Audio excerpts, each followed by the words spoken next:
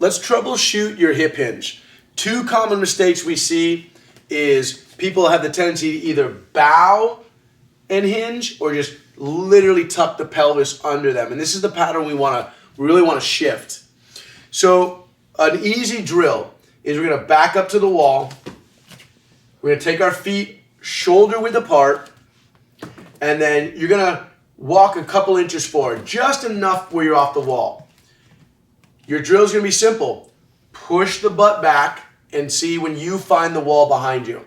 Our goal is the knees are subtly unlocked. We're not getting a ton of knee flexion to do this. The other breakdown. Go ahead and do that again. People squat instead of hinge. Come back up, couple times, butt back, find the wall, and up, butt back, find the wall. You see, he's bringing the hand up because this is the counterbalance to not fall back if the wall's not there. You'll see as we progress. Come out just a little bit more. He's got a subtle turn in with the toes. We're making space in the hip joints to facilitate more mobility in the hip joint. Let's go ahead and reach the butt back again. Very little knees. And up. Let's go ahead and do that with a sphere. So we've got a nice loaded hinge. What we're looking at here is that the hips are back behind the heels.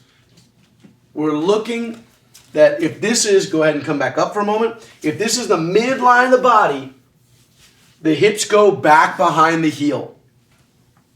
That we've got tension up the back side of the legs. We're rooting into 3 points of contact. His chest is up, the back of the neck is long, and we're going to start to breathe and expand the back of the rib cage. We're working to maintain our natural spinal curves. We've got tension in the back of the legs. We're challenging. Remind the body the hips are meant to hinge to lower us down and raise us back up. We're strengthening and integrating all of this as we work on our breathing, we work on our sphere. Go ahead and come out of it.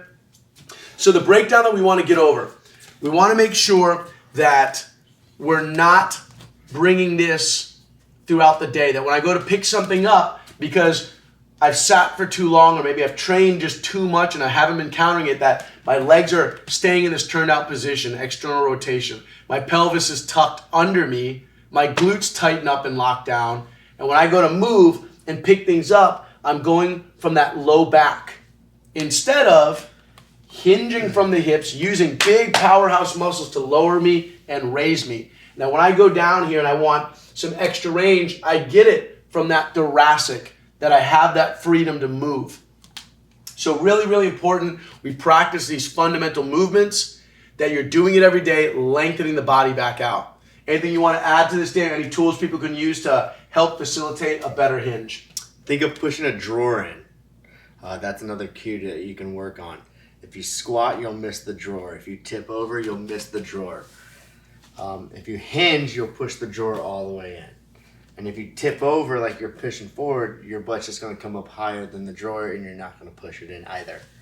So thinking of a drawer, pushing it back in, or pushing in a chair if you're at the office, are ways to help you achieve that hinge. Awesome. No bowing, no squatting, all hinging.